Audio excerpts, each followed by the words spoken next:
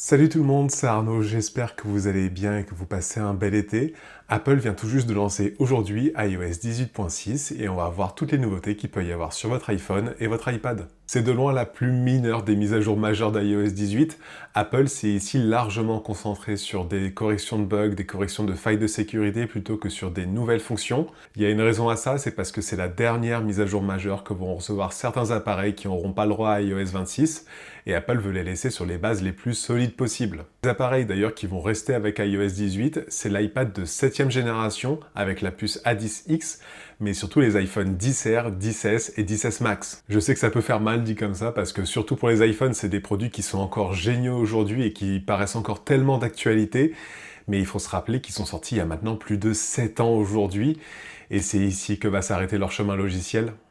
Ça ne veut pas dire qu'il n'y aura plus jamais aucune mise à jour pour ces appareils, mais Apple va largement se concentrer sur des corrections de bugs et des failles de sécurité plutôt que sur des nouvelles fonctionnalités.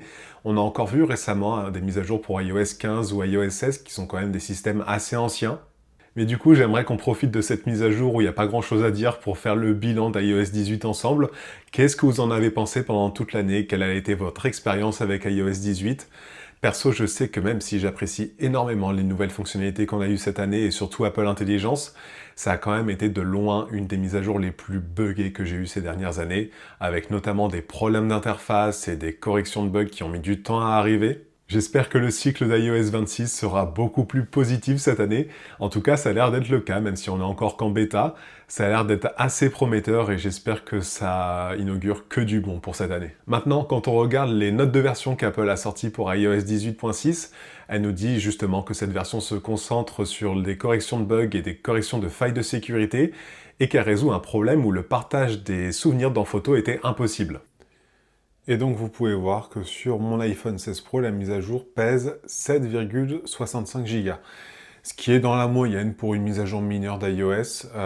Par exemple, si j'avais regardé pour iOS 26, on est plus dans les 10, voire même 15 Go. Donc ça reste une mise à jour assez contenue.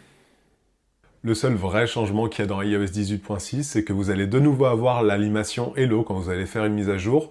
Et il y a aussi une nouveauté pour nous qui sommes dans l'Union Européenne, c'est qu'Apple a rajouté des explications quand vous allez installer un magasin d'applications tierces. Ça vous explique grosso modo ce que ça veut dire d'installer des applications qui viennent pas de l'App Store, qui n'ont pas été approuvées par Apple, et les risques que ça peut faire encourir à votre iPhone. Voilà, c'est tout au niveau des changements, ou en tout cas j'ai rien remarqué d'autre. Si jamais c'est votre cas, n'hésitez pas à me le dire en commentaire. D'un point de vue autonomie, maintenant, j'ai utilisé cette mise à jour en bêta depuis quelques jours, depuis la version Release Candidate qui est sortie la semaine dernière, et c'est à peu près similaire à ce que j'avais depuis le lancement d'iOS 18 et avec iOS 18.5. Donc pas vraiment de changement là-dessus, vous pouvez foncer les yeux fermés. Et puis évidemment, je le répéterai jamais assez, mais pensez bien à faire une sauvegarde de votre appareil. C'est hyper important avant de faire une mise à jour. On ne sait jamais ce qui peut se passer, il vaut mieux toujours avoir une sauvegarde, que ce soit sur iCloud ou sur votre ordinateur, si vous n'avez pas assez de place sur iCloud. Sauvegardez vos appareils régulièrement. En tout cas, j'espère que cette vidéo très rapide vous aura plu.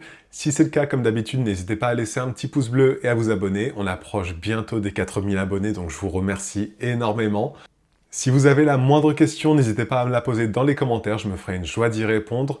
Moi, je vous dis à très vite pour une nouvelle vidéo. Prenez soin de vous, prenez soin des autres. Allez, salut!